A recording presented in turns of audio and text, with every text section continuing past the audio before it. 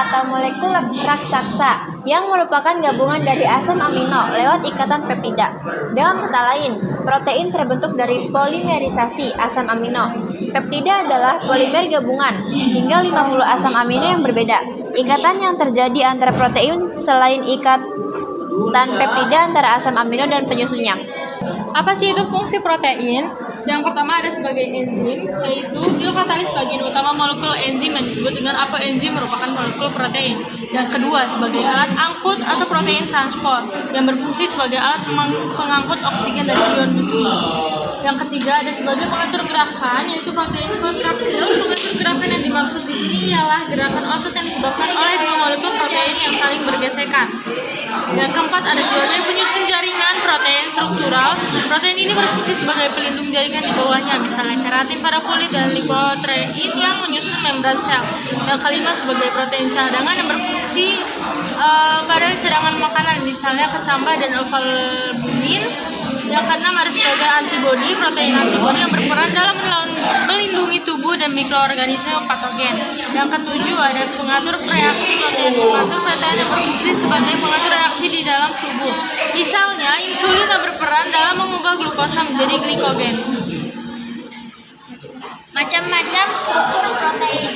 Yang pertama ada struktur primer merupakan urutan asam amino yang menyusun protein antara asam amino satu dengan lainnya membentuk ikatan peptida melalui gugus karboksil dan gugus amina pada ujung-ujung asam amino.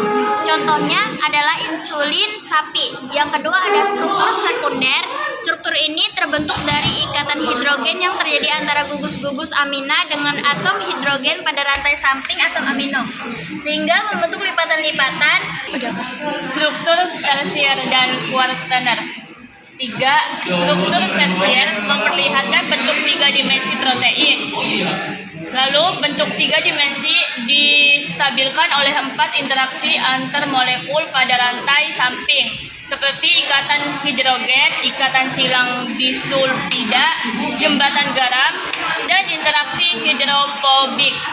Tersusun atas satu rantai poplipeptida, contohnya yaitu mioglobin. 4. Struktur kuartener terdiri atas 2 atau lebih rantai berbeda dan membentuk molekul fungsional. Protein ini tidak bentuk terbentuk dari polimer atau gabungan asam amino satu dengan lainnya melalui ikatan peptida. Jenis dari setiap asam amino dapat dibedakan dari gugus R atau rantai sampingan amino. Pelarutan lainnya dalam air dipengaruhi oleh sisi hidrofobik yang dijadikan suka larutan dalam air dan sisi hidrolik yang mudah larut dalam air. Protein konjugasi merupakan senyawa protein yang mengikat molekul lain yang bukan protein.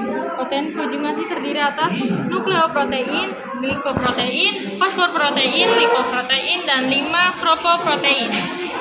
Jenis-jenis protein yaitu yang pertama ada asam amino esensial yang tidak bisa diproduksi oleh tubuh. Jumlahnya ada 8, yaitu fenilalanin, valin, metionin, lisin, treonin, leusin, isoleusin, dan triptofan. Yang kedua ada asam amino non esensial. Ada beberapa metode penguji bahan makanan yang mengandung protein, yaitu uji Buren, ada uji Santoprotet, yang ketiga timbal 2 asetat, yang ketiga uji Milon.